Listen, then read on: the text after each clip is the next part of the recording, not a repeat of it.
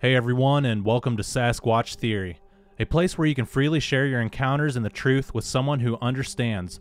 The people that follow this channel are very supportive, and you don't have to worry about being cornered in by non-believers. 99% of the people in the comments are very supportive and respect the guests that share their encounters and experiences. In this video, we continue our Sasquatch interviews in Alaska, and it's the last set of interviews before we begin the expedition series from the Keweenaw Peninsula. Today we have Russ from Alaska and Sybilla Irwin from Sketching Encounters on YouTube. They were willing enough to share their encounters and experiences with all of us, and if you guys can, show your appreciation in the comments down below. If you guys enjoy these videos and want to support the channel, I have my PayPal link down below, and you guys can use the thanks button as well on YouTube to make a donation. Don't feel obligated to donate anything, and you guys are helping the channel by watching these videos, and it just makes traveling and camping in these areas a lot easier. Things are constantly breaking down, and I'm always having to purchase something, whether it's batteries, SD cards, or computer equipment and software. Our guest today stayed with Fred, Ryan, and myself in Alaska for 7 days, and we were able to combat the elements together. It was really nice to meet up with like-minded people, and it's not every day I get to hang out with a big group of people who had encounters and experiences just like myself. If you have a Bigfoot encounter that you would like to share with me here on the channel, please contact me at sasquatchtheory@outlook.com. If you guys enjoy these types of videos, please like the video and subscribe to the channel, and remember to be sure to go back to my channel and check if you have been unsubscribed. That seems to happen a lot, and it's up to you guys to kind of keep an eye on that for me. Also, let me know in the comments if you have been unsubscribed from the channel so we can have proof that this is happening. Alright guys, let's jump into our next set of interviews from the state of Alaska.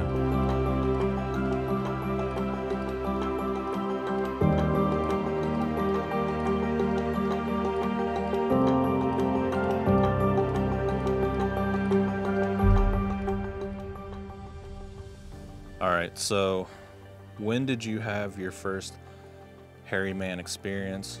Where were you? What were you doing that day? So I was on my property at my house. I was out. It was at night in the middle of winter, so it's pitch black out. I was out with my dogs by my shop, and I looked towards the back of my property, and I see these huge, like each eyeball was this big, and they were this far apart.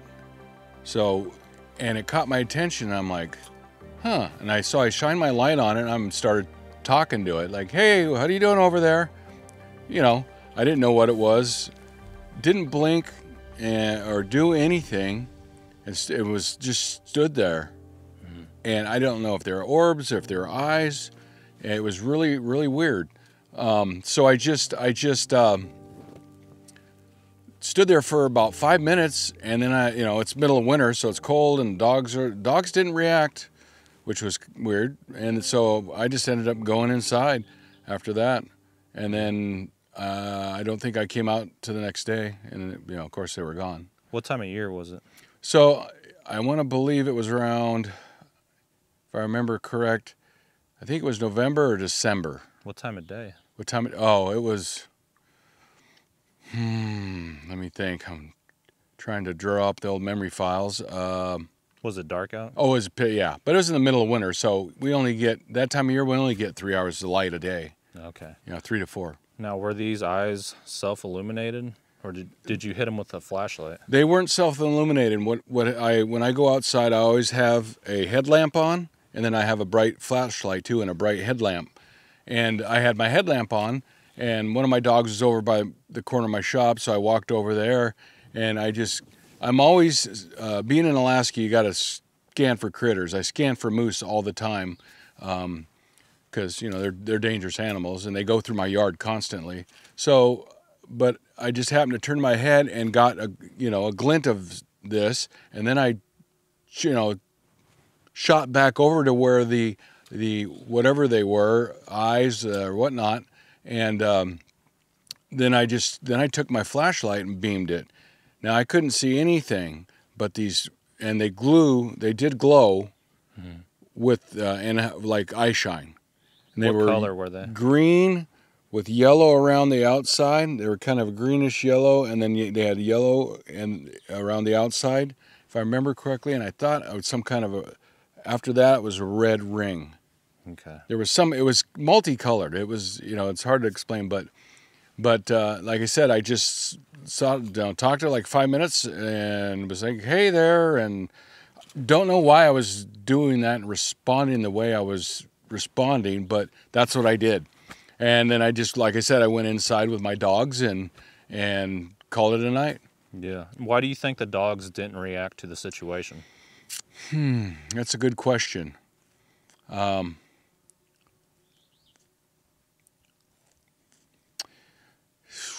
think they were afraid, or maybe No, they weren't under even a trance? They weren't even. They were just acting normal, like normal.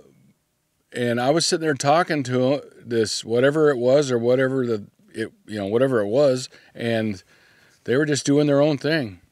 So, and then shortly after, or that next day, I think I texted Fred Roll, a subarctic Alaska Sasquatch, and he came out and we walked over there in the deep snow, snow up about to here, and we couldn't find any trace of anything. Yeah. So I don't know if it was paranormal or something to that effect, but it was, I've never seen anything like that in my life before, ever. And I know what moose eyes look like, and I know bear are hibernating. There's nothing else large game animal that it could have been. So it kind of was really freaky. Yeah, absolutely. And you live in Alaska, so you're used to situational awareness, keeping an eye around and paying attention to detail. 100%. You have to. Like I said, every time I go outside with my dogs, I go outside first and scan the perimeter. I have big, huge floodlights. It looks like a stadium when I turn on my outdoor lights. And then I scan the wood lines for moose, because moose will kill dogs really quick. They can kill you. Of course, in the wintertime when this happened, bear aren't around, so you don't have to worry about that. But when they are, you got to keep your eye out 100% all the time. Just the way I was raised, I always scan everywhere to look for creatures that might hurt you. Yeah, we ran into a grizzly bear today. That's right. Yeah, you're the first one that saw it too. Yep, I did.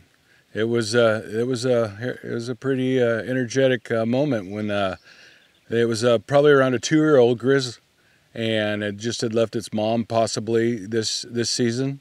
It came across the river, and I was down washing the pans out that we had breakfast with, and I heard a splash. I looked over, and then it just immediately it started yelling, "Hey bear," is what we do up here, to alert your fellow campers, or Alaskans, they know what that means. Hey bear.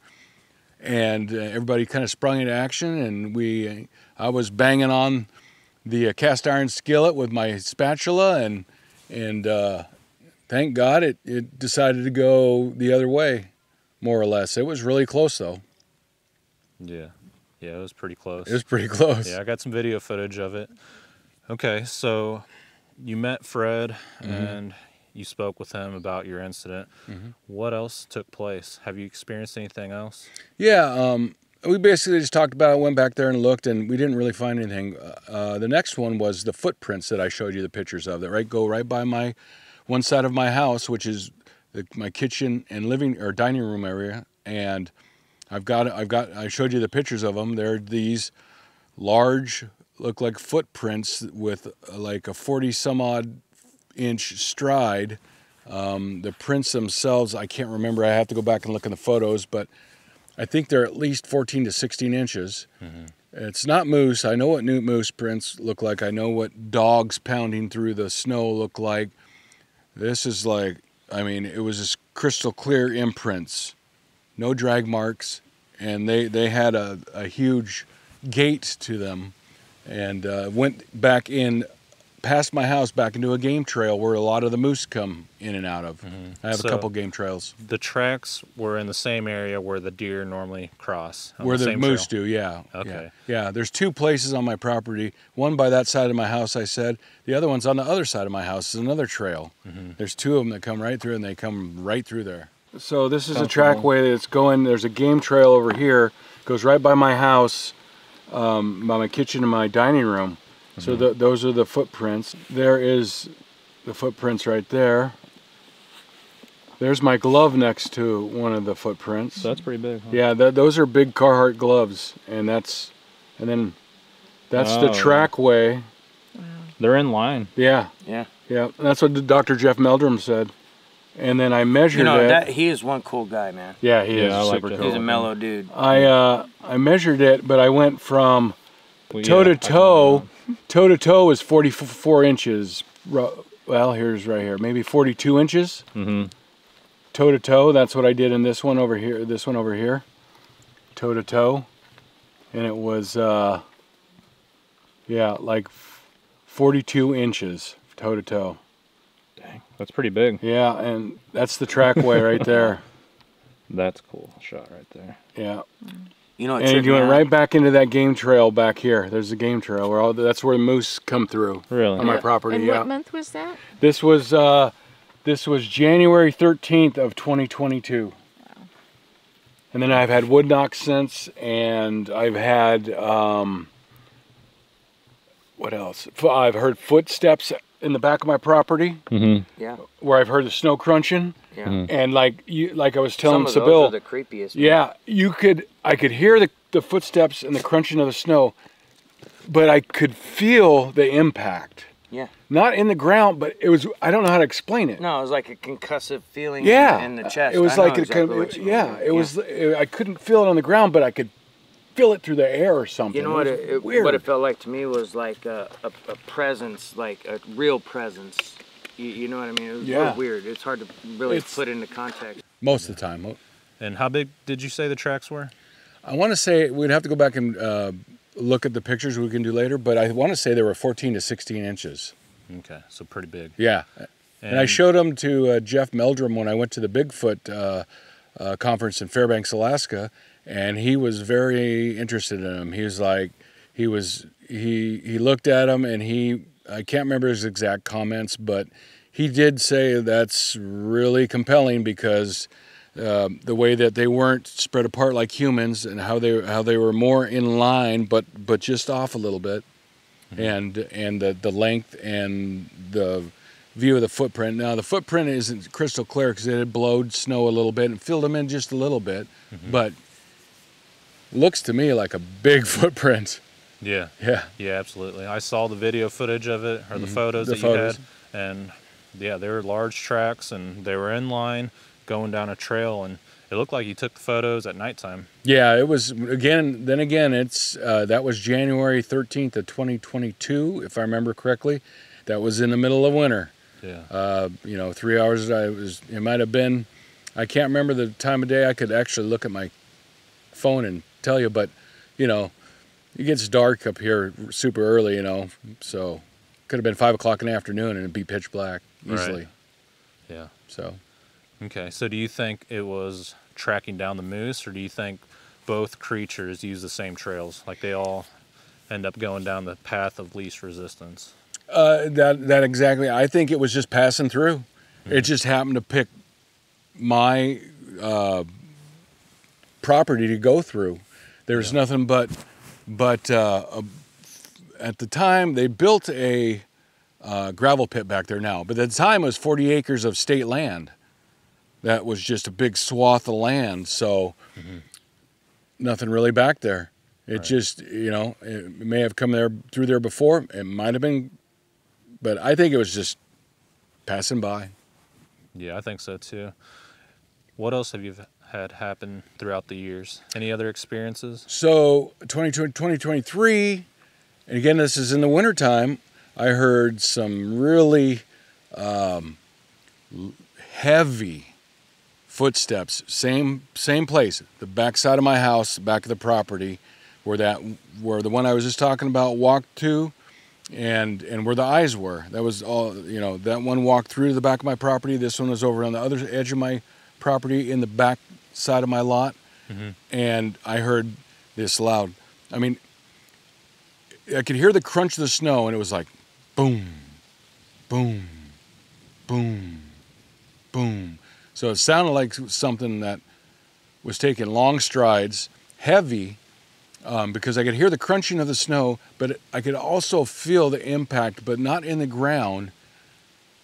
I don't know. It was like it's hard to explain how I felt it, but it almost felt like it was going through the air. It was weird.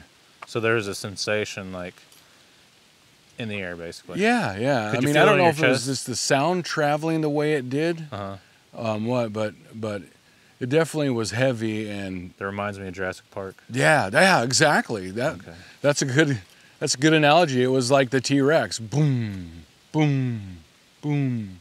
Oh, that's freaky. Yeah, it was really freaky. I mean, I'm like, hey, I actually yelled out. It's like, hello, something to that effect, and it actually stopped. And then and I didn't tell you that earlier. It actually stopped, and then it kind of freaked me out, so I went back inside. Yeah. Did it just go away after that? Yeah, I didn't hear it go away. So after it stopped, I stood there for a while. Then I was on the right side of my property. Then I went around the side that the footprints were, that I just said a moment ago, and listened and flashed my flashlight. Of course, I scanned on both sides. I used my flashlight to scan the area to see if I could see anything, and I didn't hear anything. And for some reason, I got a really freaky feeling, and I just went back inside. I was just like, yeah. I don't blame you. yeah. Any other experiences? So there was one more, and this happened,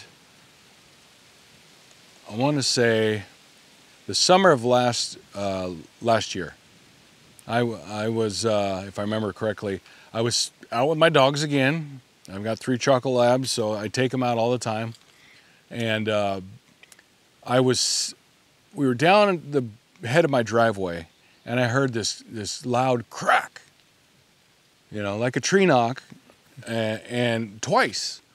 And so it happened twice, so I'm like, I got to go again back to the back of my property, same place, walked back there to the edge of the woods, and at this time I picked up my phone and I started recording it. Now I got this on video, and no sighting or anything, but I've got the wood knocks or malpops. I don't know, who knows what they are. And they move.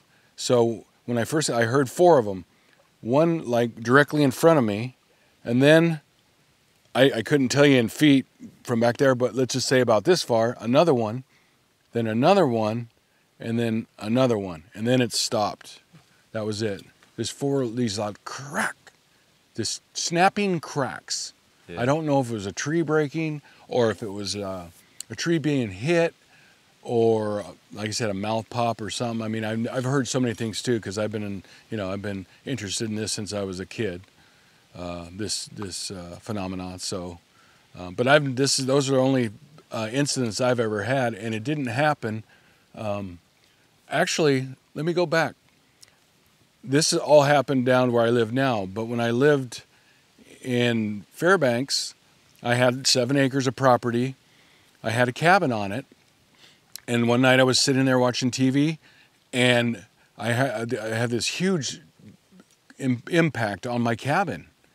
I mean, it shook things. I mean, I heard glasses rattling, and it was only a 16 by 20 cabin, and I'm like, what the heck was that? I thought a moose may have like bumped up against my house, so I went out to investigate with a flashlight, and I didn't have a super bright one at that time, but I went out my front door, and I'm flashing, and I see this, what looks like a big ass. But my mind immediately went to moose. It just immediately went to moose, and it made this weird, like that, and moose do grunt. So I didn't get a clear sight of it, but that was just another incident that happened in the interior of Alaska. All the other ones happened down south. Yeah, that is interesting. And you said it slapped the house or kind of moved it? It didn't move it, no. But there was a sizable impact where it shook the whole house, and I heard, like, in my cabinets I have glasses and I stack them up sometimes and next to each other. I heard them jingle, rattle. Okay. Yeah, because Fred Rolls told me about an incident that happened not too far from here where the Sasquatch moved the cabin. So just pushed it off its foundation. Yeah. Yeah, I've seen the pictures. That's phenomenal. Yeah. And but living up around here, have you heard of encounters throughout your life? Just second. I mean, not personally through other people that I know. Just through experiences I've heard through other channels and stuff. Yeah. Okay. Yeah, I've never had anybody come up to me and go, and said anything to that effect. That I've seen a Sasquatch or heard one. Yeah. But your interest in the subject throughout the years has piqued your curiosity and kind of made you aware of what's going on out there. So instead of just going inside the house when you hear these knocks and saying, I don't know what that is, you're kind of out there checking it out. Like, absolutely. I'm definitely more in tune with things that happen around me, especially, and there was a time, like as younger, I was interested in, then I got a little older and it kind of faded away. And then I got old, I moved back to Alaska. I was gone for a brief period of time, and then moved back and started getting into it again. Basically things happened at my property now, those 4 incidents that I told you about, and which led me to meet Fred Roll, and he came out to my house and we investigated, and it's just been gone from there. I'm just really into it. I want to know. That's why I came on this trip with you and Fred and doing what we're doing. Yeah. Try to get some answers, something. What did you think about the trail in the park that we were at earlier? Whenever we went on the trail and we started seeing all the breaks, what feeling did you get in there? It was definitely spooky. Yeah. I mean, I mean, it was definitely spooky, and we saw there was a ton of breaks there. I mean, everywhere. And like we said, they weren't moose. You could tell if moose have been nibbling on the trees. I could show you right here where moose have nibbled on the trees, and right here. But nipping the buds. Yeah, they nibble on the buds, and a lot of times they'll bring them out and they'll break them. But there was none of that evidence, and these were clear snaps. It was really eerie. Not to mention there was a bunch of grizzlies that we had encountered already, but... Yeah. Ryan, the first day we got there, he encountered a grizzly bear. Mm-hmm. Then me and him went up there during the nighttime. I think it was like 1 a.m. Yeah. And we encountered a grizzly bear. Yeah, I stayed up at camp. Cub. And then today, we already talked about that, but you saw a grizzly bear. Where did the grizzly bear come from? The one that I saw this morning? Yeah. Or I alerted everybody to? Yeah. So it was on the other side of the river, and what it did is it splashed over to the river, and I'm making kind of noise, scraping the pan, right? Mm-hmm. Trying to get, and I use gravel in the cast iron from the river and stuff to kind of get everything, clean it. And I was making noise, and I heard a splash, and it took me a couple seconds but by that time the bear had already crossed, and it jumped up on the little island that was right there. And that's when I seen it, and I go, hey bear, and I started banging the pan. By that point, I heard him splash into the water. Then it went over to the other side, Yeah, that was kind of an eerie moment right there. I didn't know what was going to happen. I didn't know how big it was. I was like, man, this is a big male, and he's coming at us. Oh, thank God. Like you said, I think it was just like a 2-year-old that this year, and that's what Fred had mentioned too. It wasn't enormous like some of them get, but it was a good size. It would definitely could kill a human being easily. Yeah. Easily. And what do you think these creatures are? The Sasquatch. Best of my knowledge, I think it could be a little mix. I think they're definitely natural beings, but I think they also could be some other aspect to it, like the Nephilim, something to that effect. The Nephilim, offspring of giants, possibly, with or Nephilim that mated with human females, but I don't really know 100%. That's just my theory. I've done a lot of watching other shows and haven't listening to other hypotheses, and that's what rings a bell with me. Yeah, that's an excellent answer right there, and I think You're right. It seems to be some type of hybrid, whether Absolutely. whether the fact they've been here for a long time, since before the natives, or if there's some type of like intervention as far as like UFOs and aliens, because you know all that's coming out now. Sure. And yeah, the Bible does refer to the Nephilim and the giants, that they were here and that they were going to be back in the future. So absolutely. I mean, that's what it says, that people will be deceived in the future, and it's kind of what's happening. Like, nobody really knows what's going on. We're always being lied to. Yeah. And these things are really advanced. Despite the fact that they're scraping up dead dogs off the highway and using game trails, they're really, really smart. There's something about them that just seems out of this world. Yeah, I think they're super in tune with their living space, their, you know, the environment they live in, which is the woods. I think they have another supernatural element to them that like we said, where they come from as far as the Nephilim. And I think they've been around for thousands of years. I think they've been here. You know, civilization didn't come to the North American continent for quite a while. I think, and there's accounts of the natives of this country talking about for hundreds of years. So maybe even longer. Yeah, absolutely. And do you think they're dangerous? Like, should people be aware of these things in the same sense that they warn people of grizzly bears? Like, they have signs here, and this is what you should do if you encounter one. Do you think they're like dangerous to humans? I think they can be, just like any creature. Yeah. If they feel threatened in any way, I think they're going to protect either their territory or if they have young, because I think they run in family units. So I think if the alpha, let's just say the alpha male, the head honcho, I think if he feels like his family is threatened or his hunting ground or anything like that, then I think they will attack. I think they're gonna. Yeah. Just, you know, but for the most part, I think they'd rather not be seen unless absolutely threatened. I feel the same way. Yeah. You're thinking, shoot, even the grizzly bears are afraid of them.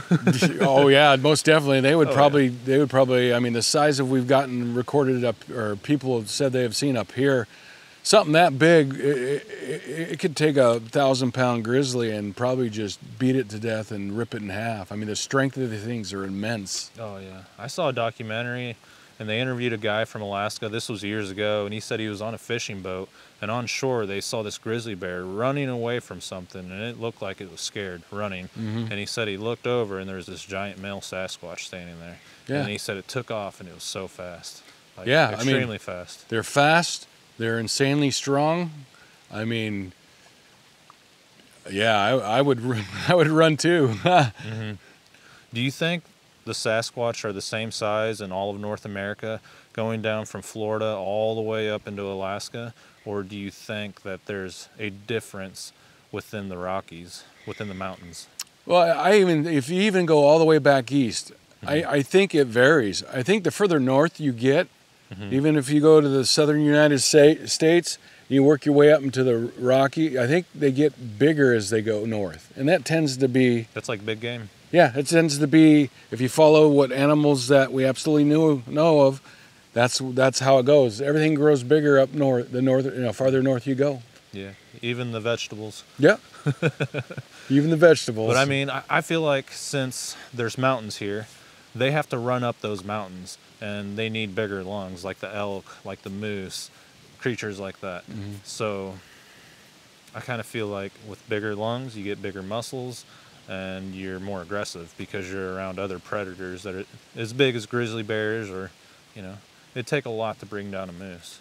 Yeah, so I mean, even though they are very immensely strong and large in stature, taking on a big grizzly or a moose, those are big animals, and that's going to take a lot of force. And I don't think they come out unscathed all the time. So basically, it's a brutal existence of life, trying just to live here as a human. Imagine being out there 24/7. 365 days a year. Yeah, you'd be more aggressive for sure. You'd be more aggressive because you got to be. Yeah, and if you eat something the size of a moose, that's a lot more food. That's a lot more protein, so you're going to get bigger. Yep, you're going to get bigger. I hear there's an island, I don't know what it's called, like Kodiak Island. Yeah, like the grizzlies are eating like the large elk, and in turn the grizzlies are getting bigger than the rest of the population of grizzlies in the state. Yeah. Down on Kodiak Island, they're the largest of the grizzlies, or they call them brown bears down there, around, because they've got so much fish and game they eat. They just, and that happens around the coastal areas like this. That's why the grizzlies here in this area are much larger than the ones in the interior of Alaska. Because there's just a much more rich environment for food for them to eat. Yeah. Source. Let's say in the future, if the moose population starts to go down, there's a lot less salmon. Do you think people will start going missing? That's a good question. Yeah, I mean, just like any animal, if it gets to a point where it needs to eat or starve to death, I think it's going to go after whatever it can get. And you go along the food chain, I think we're pretty easy pickings when it comes to a food source. Oh yeah. If it was an opportunistic time to do it, yeah, I think it would definitely happen. Yeah. Well, Fred mentions that they'll eat you, and there's a lot of missing people here, a lot of missing people in the lower 48 states, and we can't say it's all Bigfoot, but I mean, if you look at a lot of the missing reports, it was like such and such was walking in the Mark Twain National Forest, going out for a hike that day, and was never seen again. Yeah. And a lot of those reports are very, very similar. Yeah. I mean, a lot of people go missing up here. I mean, a lot. Yeah. And, a lot of things can happen too. The weather, it can change on a dime, but you just never know, Yeah, you could be out there fishing miles away with just your fishing pole and run into a grizzly bear, like that guy we saw earlier. Like we saw, the guy we saw earlier. Or all the people we saw. And I think some of them didn't even have bear mace. No. And they were going into these deep, remote areas. Yeah. And that's pretty scary.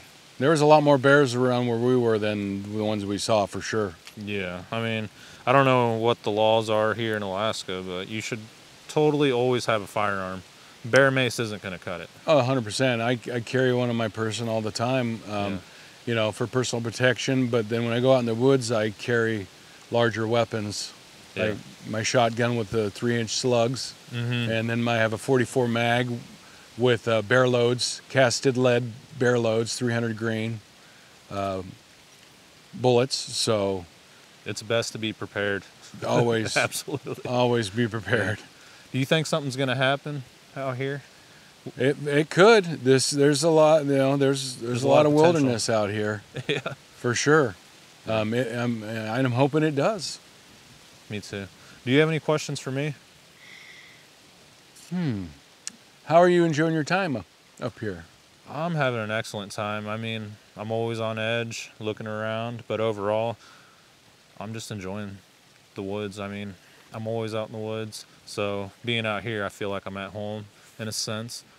And I've seen some interesting things. We've seen loons, we've seen eagles, we've seen grizzly bears, all kinds of things. Yeah, there's a lot of wildlife up here. Yeah, and I'm just excited to be here just because I've always wanted to go to Alaska, and then I started hearing about the missing triangle area and these violent Alaska Sasquatch triangle creatures, or the hairy man. So I was always thinking, man, I want to go up there. I'll probably never have the opportunity, but boom, here I am. Here you are, and let's hope there's going to be many more. Yeah, the best part is I made some really good friends, and I have a place to come back to and do more research in the future. All right, so Sybilla, when did you have your first Bigfoot encounter? How did you get involved with all of this?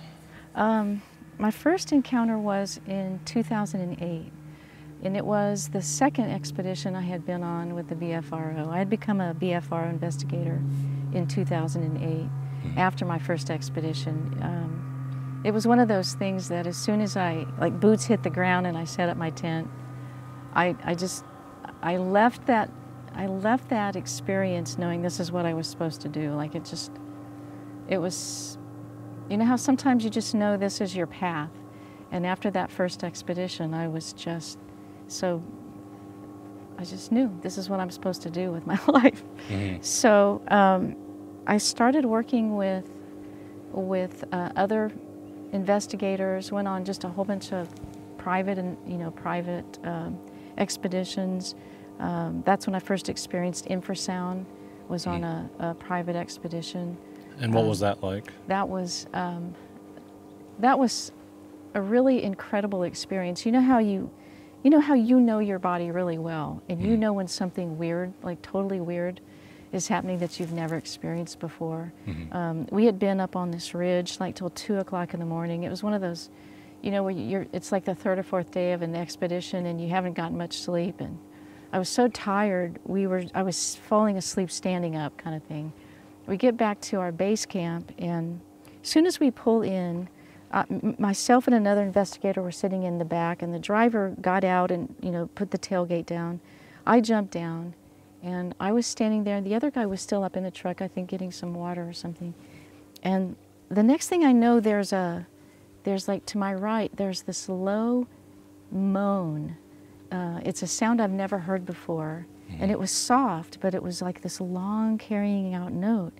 And I know I turned and I was trying to figure out, and I was looking up to see if the other guy was hearing this, and then all of a sudden my body just started shaking violently, like my entire body, so violently. And there's nothing really to compare it to, only, you know, if you go to a rock concert and you're close to the subwoofers and they're rattling your ribs, but this was my entire body, almost to the point where I like grabbed the tailgate because I thought I was going to lose my knees. Yeah. So that was my first experience with infrasound. And I never went to sleep for the rest of the night. Like it affected me so much that I couldn't sleep. And every time I would relive the experience in my mind, I would like get chills all over my body. And I just, like I said, I never went to sleep that night, and I was so exhausted. I should have just been knocked out, but I couldn't. And then the very next expedition was in October, and that's when it was in Honobia, Oklahoma, and that's when I had my first sighting, and it was a thermal encounter, but it was kind of long. It was, you know, 10 or 15 minutes. Unfortunately, it was one of those XP2000s that didn't have the, you know, ability to record. You had to have a separate thing, you know, to, you know, battery and DVR to record, and those weren't at the expedition yet because this was the first day and it was just investigators. And we were camped down by this creek away from base camp. It was a satellite camp. And we had had a good fire going, and we had done a couple of, you know, set up our tents, and we had done a couple of vocalizations, you know, from base camp. Like they'd radio and say, hey, we're doing a vocalization. And then we would do a vocalization. And I did one that was kind of a real high-pitched female one, and we got immediately answered, but it was pretty far away, it was faint. And then another 10 or 15 minutes, they radioed and said, hey, you know, we're going to do another vocalization. And so they did, and then nothing happened. And then I did another one, and then it immediately got answered. I don't know if it was maybe the female voice, you know, that brought them in. But then when it vocalized again, it was like it had cut the distance in half, so we kind of knew something was coming in on us. The guy that was with us, one of the guys was from Houston, had just gone through a really horrible hurricane and hadn't slept in a week, so he said, guys, I'm calling it. And his tent was close enough, you know, closest to the tree line. And so he was in his tent maybe 5 or 10 minutes, and he said, guys, something's throwing something at my tent. And so I had the thermal camera in my lap, and I fired it up and went and stood literally on the corner of his tent, and I put the thermal in the air, and I'll be darned, I had an instant heat signature. And I didn't just assume, of course, that it was a Sasquatch. It could have been an owl or, you know, a squirrel or raccoon or anything.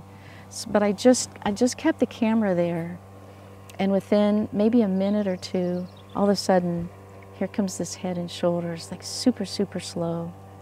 You know, I got to see the whole head and shoulders, and you know, when something like that happens, and it's your second expedition, you're not expecting to see a Sasquatch, you know, that soon. I mean, some people go a lifetime doing this stuff and never see anything.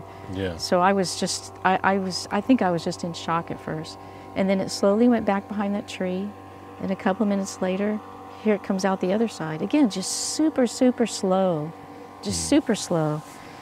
And then it went back behind the tree, and then it disappeared, and I didn't see it for a while. And then the next thing I know, it pops up behind another tree to my right, and it starts the whole same process again of like just peeking out. Yeah. And it was so cool. And then finally I kind of snapped out of it, and I turned to the guys, you know, and I said, hey, I've been watching one like all this time. Yeah. And so they got out of their camp chairs and they came and stood behind me, and I think the Sasquatch realized, oh crap, you know, I'm busted. So that's when it turned, and I got to see its entire profile as it walked off into the woods. And oh my God, you know, everything you've ever heard about the way the head is positioned on the shoulders, you know, like a linebacker with these massive shoulders and just a slightly stooped over kind of walk. I got to see the entire thing as it walked off. No, that's pretty incredible neat. experience. What do you think the creature was up to? I think, well, nobody had been on that property for about 5 years. You know, just been sitting. There'd been a family there before, and it was for sale. A beautiful piece of property. And I think it was just, you know, the vocalizing that we did, maybe, you know, got it started coming this way. And I think it really just wanted to know what we were doing there, you know, and it was just curious. And I don't think it, of course, I don't think it realized it was thermal technology, so I don't think it realized it could be seen until they came and stood behind me, and then it was like, oh crap, well, you know, they must be able to see me. Yeah. And it came back, like we went and sat down, and it literally came back. And then the other people got to see it as well. Yeah, that's pretty interesting. Yeah, it was very cool. And then the next night was the first time I got to see eye glow. Yeah, just in the same tree line, because myself and another investigator decided to stay there in case it came back.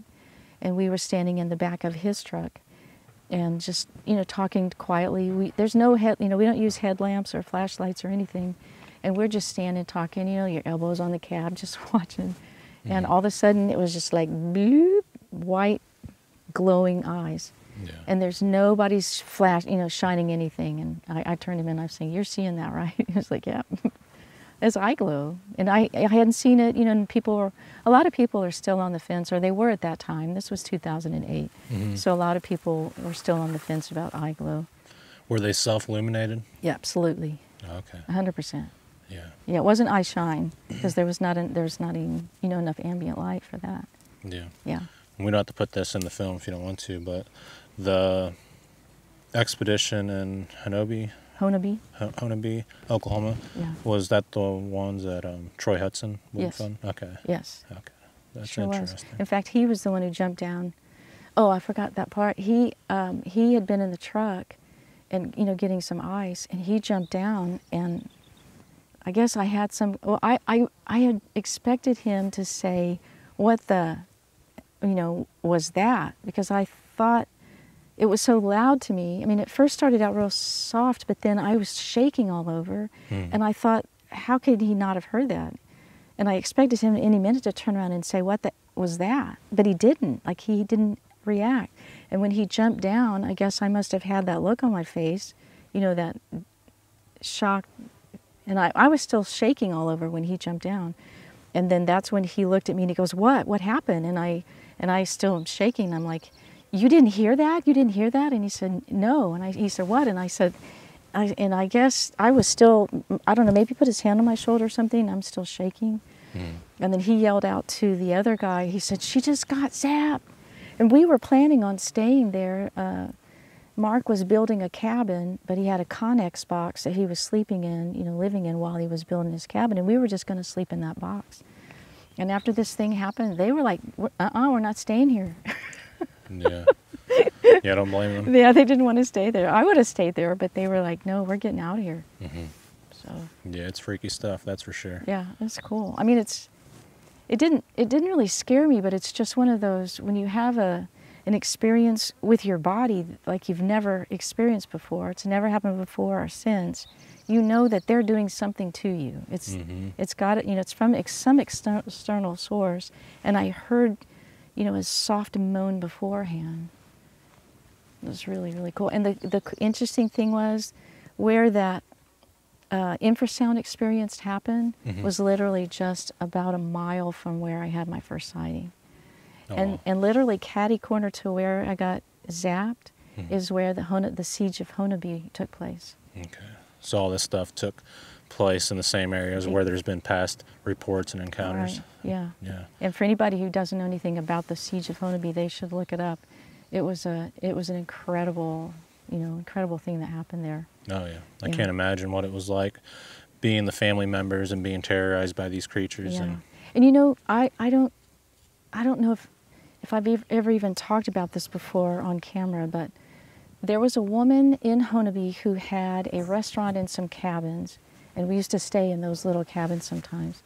And I went in early one morning on one of our expeditions, and I was talking to her, and she told me that on the morning, like the next morning, or like early in the morning of that night when that siege happened, and the man shot a Sasquatch, there was a trucker that was coming off 41, past where this event happened, and in his headlights, he has to come to a stop. He sees two Sasquatch carrying a third Sasquatch. It crosses the road in front of him.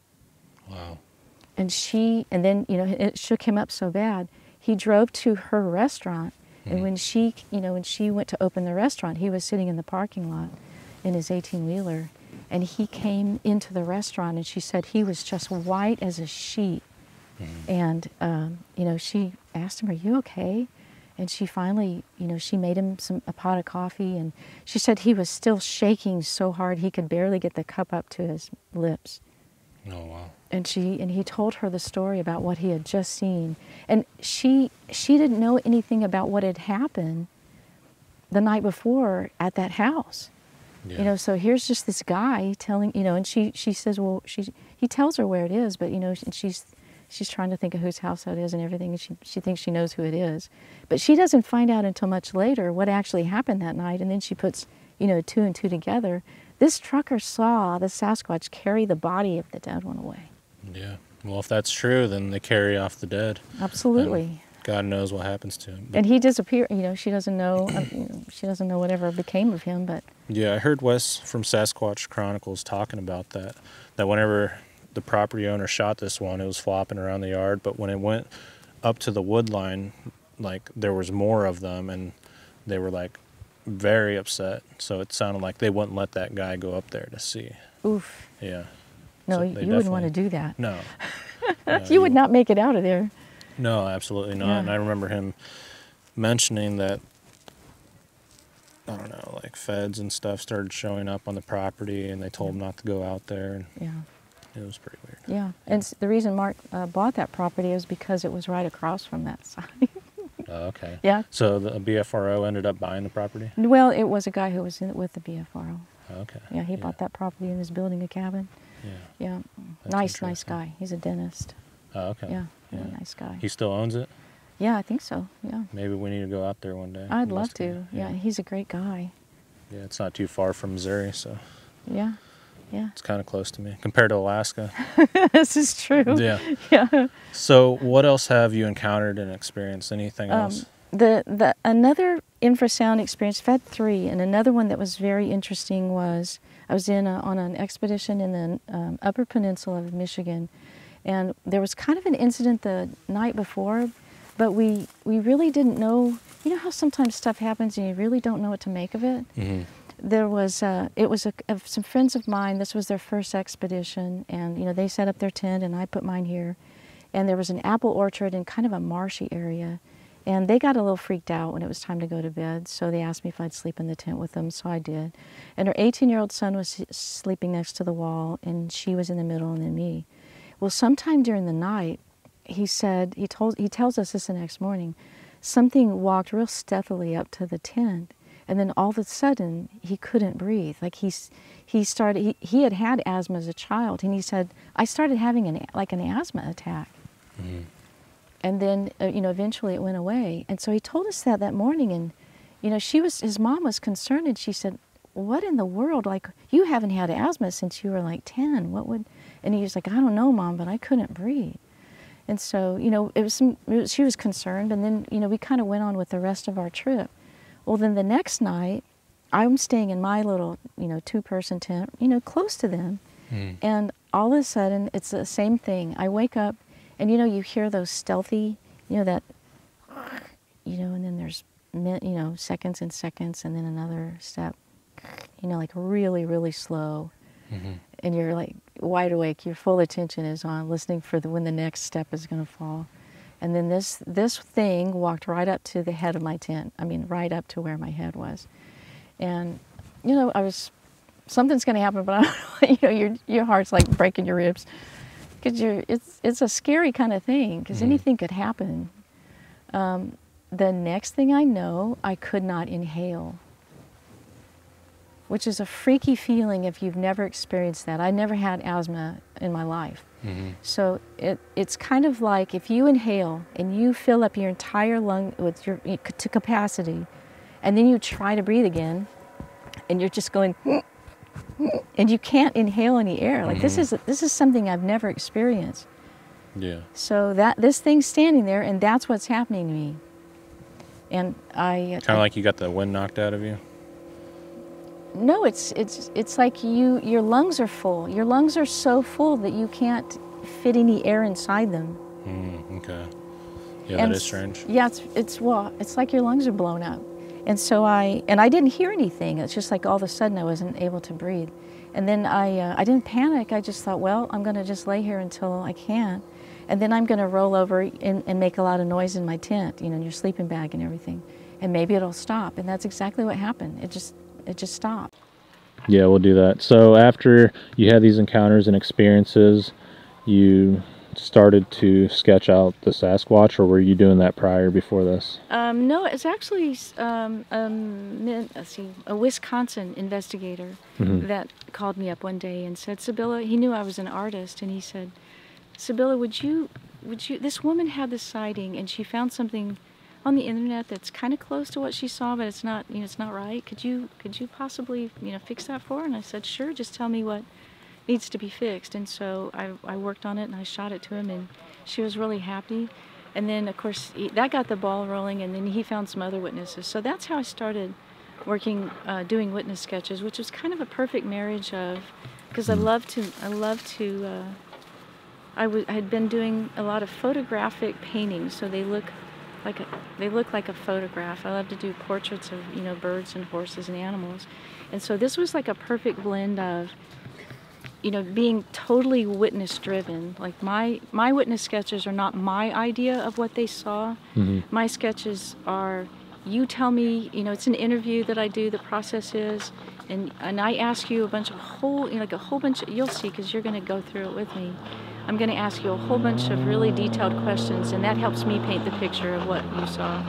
And then I will do a first iteration, and I will send it to the witness, and then they tell me what needs to be fixed, and then it literally just gets pinged back and forth between us until that person says, that's exactly what I saw. And I don't care how long it takes. Yeah. I want it to be as close to what they saw as it could possibly be. Okay. Yeah, that's awesome. Yeah. We're going to try to sketch up some of the Sasquatch that I've seen and absolutely try to get it all laid out. Well, you know, the thing, I think one of the reasons, well, there's several reasons I think it makes it powerful, is there's something cathartic about it for the witness. There's something about getting it out of their head and onto paper, so that, and I think maybe while they're having to describe it, it kind of takes a little bit of the emotion out, because they literally have to work with that side of their analytical side of their brain in order to tell me. And I think there's something about that process that helps kind of take the emotion out of it a little bit, so that by the time it's done and they have this image that they can then, you know, turn around and show people, this is what I saw, this is why I don't fish anymore, this is why I don't hunt anymore, this is why I no longer camp, this is what I saw. Because, you know, you can tell me about what you saw, but while you're, you know, trying to find the words for it, you know, I still may have a whole different picture in my head than what you're telling me. You know what I mean? Because we all visualize differently. But if I do a witness sketch for you and it's totally guided by you, then that image is worth thousands of words of you trying to describe it to me. Because there it is. Yeah. You know, it's such a powerful thing to actually get to. You'll see, like when you see it, you're going to be going, that's what I saw. And then it's so cool to show other people, because what you saw is very unique. Yeah, absolutely. Yeah. and I'll give you as much detail as possible and run you through the encounters and kind of try to put you in my shoes. Right, that's the thing. And I'm a little bit psychic, so I can also pick up on, like, I'll be working on it and I'll know what's right. Sometimes I have a sense of what's right and what's wrong. And also, I want people to know that I don't charge witnesses for witness sketches. I mean, that most people didn't ask for this experience, so I don't feel that that's the right thing to do. Yeah, well, we'll help you out one way or another. Well, so. you know, I just want to help people. I want, especially those people that have PTSD, that, you know, if they can't sleep, or, I mean, I've worked with some people who literally have not slept for weeks because of their their sighting. That's why I'm out here doing this. You watch me in camp, I'll be pacing back and forth. I'm restless. I'm always thinking about this stuff. I understand it 100%, because you know what's out there. You've seen it with your own eyes. Oh yeah, I'm constantly looking over my back into the wood line. I'm like waiting for these things just to come again and terrorize us. Yep. Hopefully document it too. Yeah.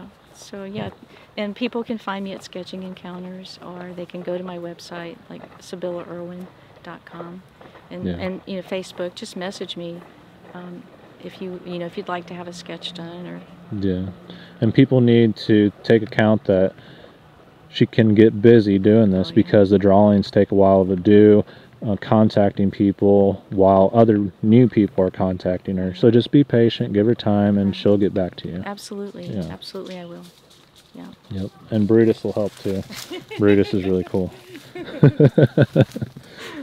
But yeah, what else? Anything else? Anything you want to know? What did you think about this Alaskan expedition? Oh gosh, this was like a trip of a lifetime for me, because I've never been here. Yeah. And I just can't wait to come back. Yeah, me too. I told Fred I'm coming back. Yeah, I can't wait to do this again. Might not do 7 days. I might just do 5. Yeah. And I hope it's the same group, because it was so great. Yeah. This was such a great trip. Yeah, I loved it. Yeah, everyone was extremely kind.